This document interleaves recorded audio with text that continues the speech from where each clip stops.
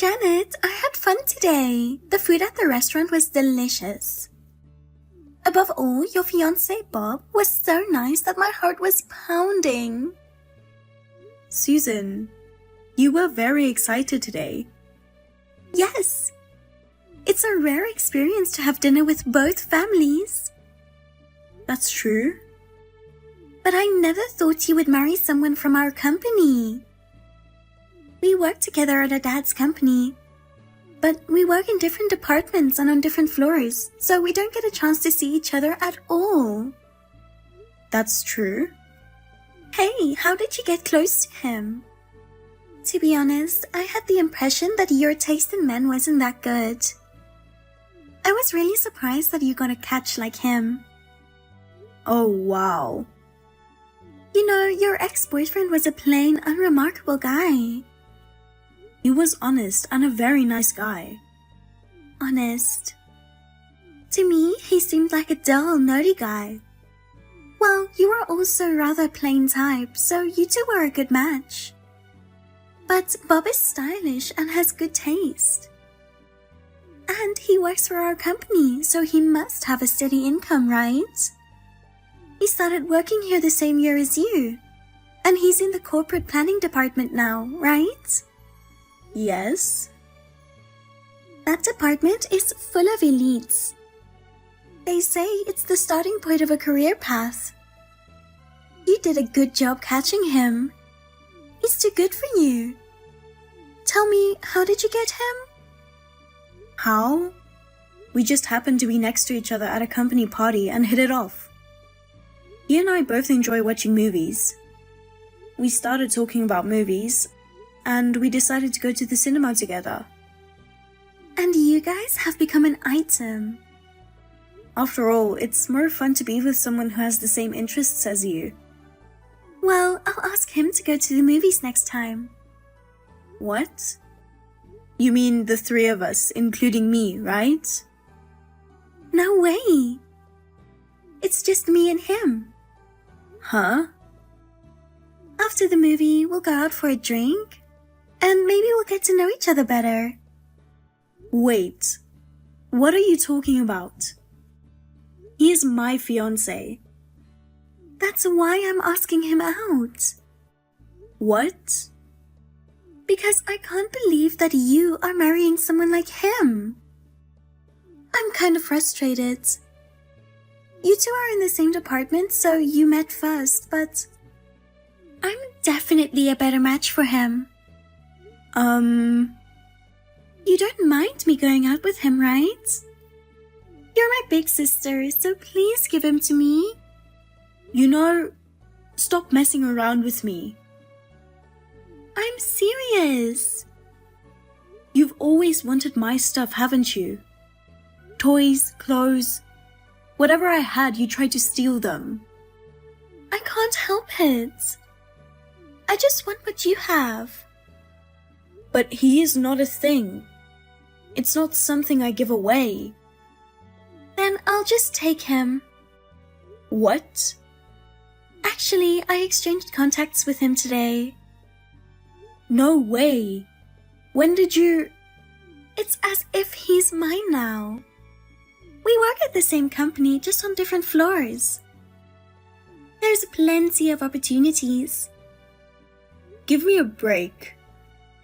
Do you even know what you're doing? I mean, are you hiding something from him? Hiding? About your chronic disease. That's... I knew you were hiding it. You shouldn't trick him. I'm not tricking him. When I was a kid, I was in and out of the hospital. But I am much stronger now, and I can live a normal life. I'm under observation, so it's not like I have a chronic illness. I don't take medications regularly, and I don't have to tell him that, do I? But being under observation doesn't mean that you're perfectly healthy, does it? And like you, I rarely catch a cold. And I got all A's in my medical checkup. And I'm 5 years younger than you. If he sees me, younger and healthier, He will choose me. Wait, Susan, are you going to tell him about my disease? Of course. You shouldn't hide things from your fiancé. Don't do that.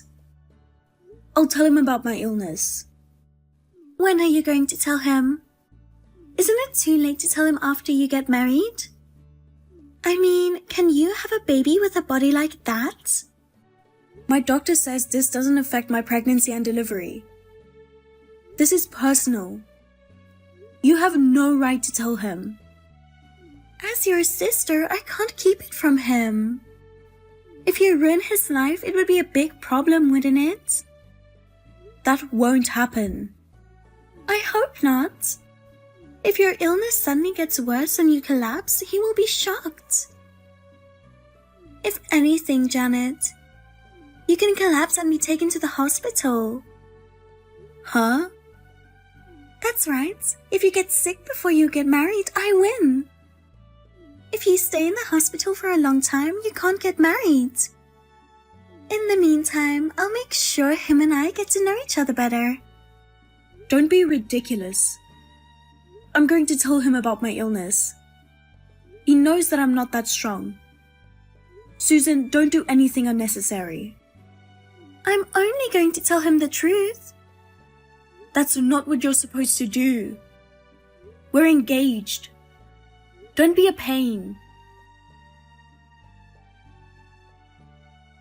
Bob, tomorrow is Saturday and we are off work. Why don't we go look for a wedding venue? Oh, sorry. I have plans tomorrow. You said that last week too, and we didn't do it. We don't have to be in such a hurry. There are tons of wedding venues out there. Why don't we go look next week? Even so, it's better to be close to where our parents live. Besides, according to my friends, popular wedding venues fill up quickly. If it's not a good location, it'll be hard for our relatives to come. Don't worry, we'll figure it out.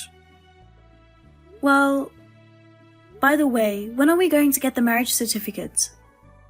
Marriage certificate? We are supposed to register first and then have the wedding, aren't we? I think it's better to get the registry done before we get too busy with the wedding. Well, we could do it after the ceremony, right? Huh? It can't be helped. I'm so busy with work. I can't go to the office when it's open. But can't you leave a little earlier for a day? It's an important once-in-a-lifetime thing. Don't rush it. Let's wait until I'm settled down with my work. Bob, you've been acting weird lately. What? After we met our parents and started talking about the wedding, we've stopped moving forward. You think? You're still not looking for a place for the wedding. You're even trying to delay the register.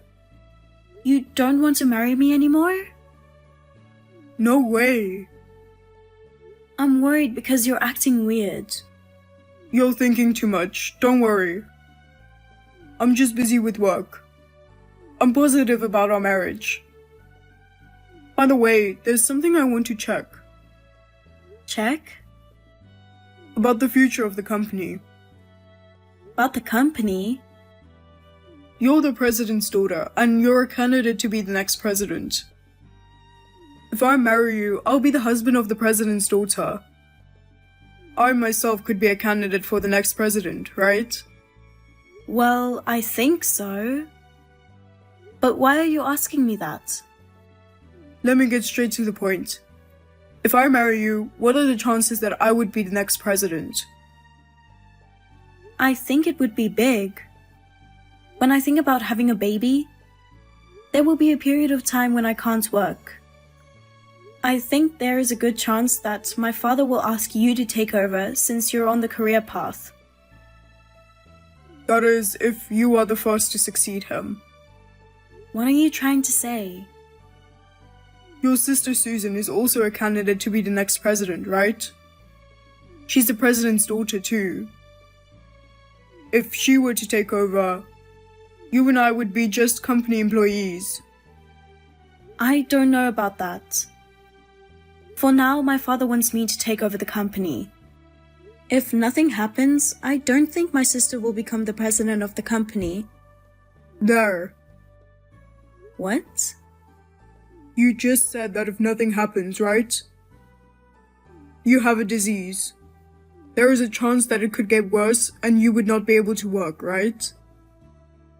And you wouldn't be able to be the president. Then she would be the next president, right? Well, but I can't imagine my illness getting worse. Even though I'm under observation, I'm living life like everybody else and I'm working just fine. That said, you never know what's going to happen. To be honest, I'm worried. Of course, I don't know what's going to happen in the future, but I can tell you this for sure.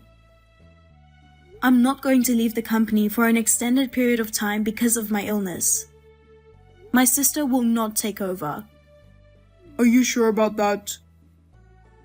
Alright then. Let's go get the marriage certificate soon. When can we do that? Well, next Wednesday. I'll finish work early. We can go register the marriage together. Okay. Thank you. Bob, sorry about today. It was the day we were supposed to get married. I ended up in the hospital. I didn't expect to have an accident on my way to work. A car ran a red light right in front of me. I pushed the brake pedal hard, so luckily I didn't get hurt. But I was so shocked that I passed out and had to be taken to the hospital. But don't worry. Doesn't look like the disease has come back. I'm staying in the hospital for a couple of days to be safe. But as soon as I get out of the hospital, let's go register our marriage.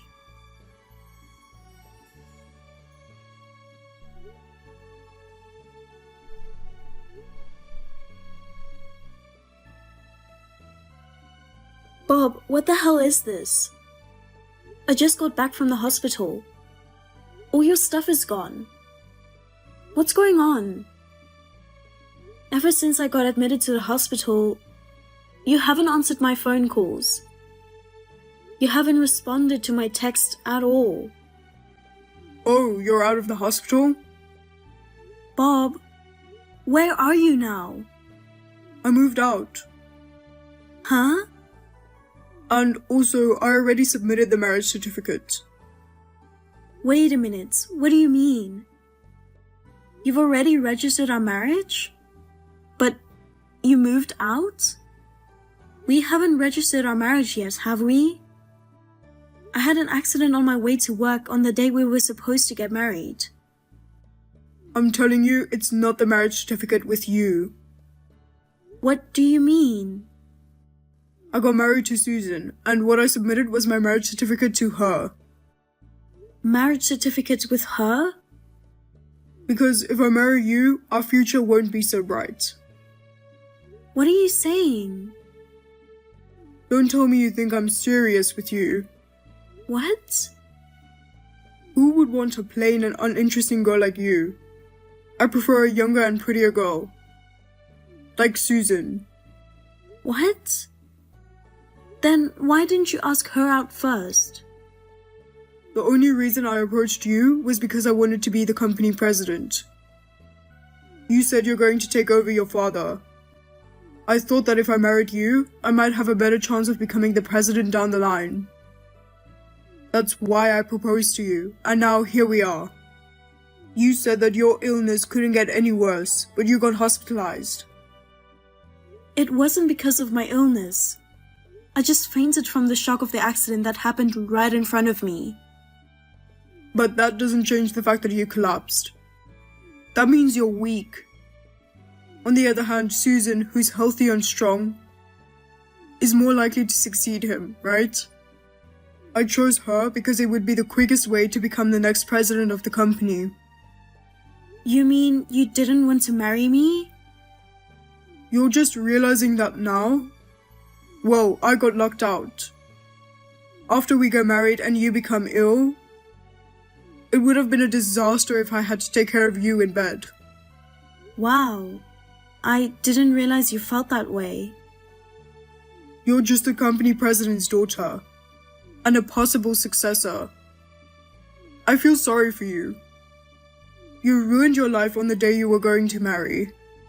But it's your own fault for being sick, so don't blame me, okay? I have the right to live happily. That's why I got engaged to your sister. I'm going to cut you off. Stay in the hospital for the rest of your life.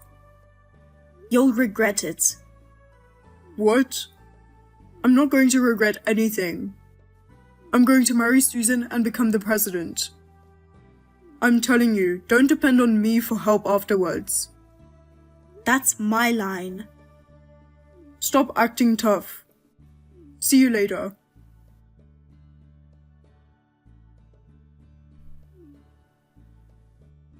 Hey, Janet.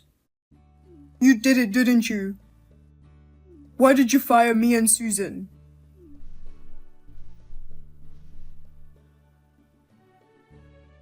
Don't ignore me. Say something. I mean, where are you right now?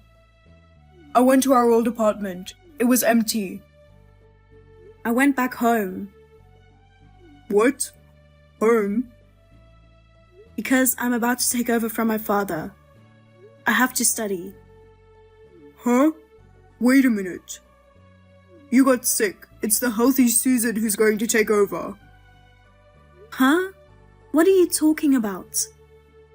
I told you before that she won't take over, didn't I? But... She'll never be able to succeed her father. That won't happen. Why? Because my father is angry with her. He said there is no way she would take away her sister's fiancé.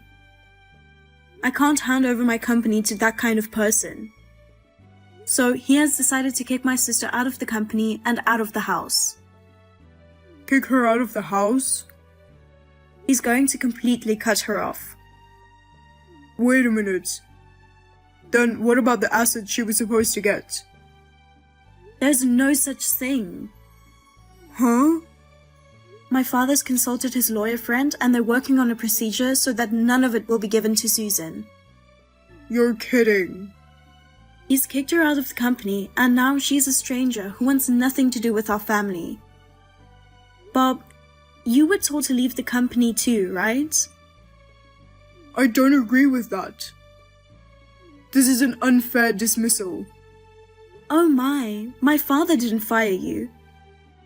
He just tried to demote you to a depopulated area. That's like firing. I can't just go from one career path to the grave. But you're the one who pissed him off. You're the one who tipped him off. I didn't do anything. Bullshit. He was with me the day I got out of the hospital. What? My parents picked me up from the hospital when I got out. That's why my father saw all of your messages on my phone. Oh no. My father and mother were both appalled. They said they didn't think you were such a scumbag. So he tried to send you to a remote place so he wouldn't have to see you. But you turned it down and quit, didn't you? You can't call it an unfair dismissal. I'd rather quit than be sent to that place. Well, whatever the case may be, it doesn't change the fact that you guys quit on your own accord. Good luck. I'll take over from my father and make the company even bigger. Wait. Let's go get the marriage certificate now. Huh? I was wrong. I should have trusted my first instinct and married you after all. The person I really love is you. She seduced me and I got confused. I love an honest woman like you more than a frivolous woman like her. I'm really sorry. Let's get back together. Hey, let's get registered and go look for a wedding venue too. I can't wait to see you in your wedding dress. You'd look great in any dress. Idiot. Huh? I realized I didn't have good taste in men. I learned it in a hard way. I mean, you were reluctant to go look for a wedding venue. You kept putting off the registry. I knew something was wrong at that point. After all, you don't care who you are married to. You just want to be the president. Well, I thought I'd be lucky to be the next president, but I only love you. Unfortunately, there's no going back. We're done. Thank you for everything. Goodbye. Wait a minute. Oh, let me say this one last time. What is it? You're ready to forgive me? Huh? Fine, say whatever you want. I'll do whatever it takes to marry you. Well then, you'll have to pay me a handsome alimony. Huh? You broke off our engagement because you cheated on me, so I'll charge you alimony. That's all I wanted to say. I'll ask my lawyer to do the rest. So, goodbye then. Wait a minute. Give me one more chance. Please.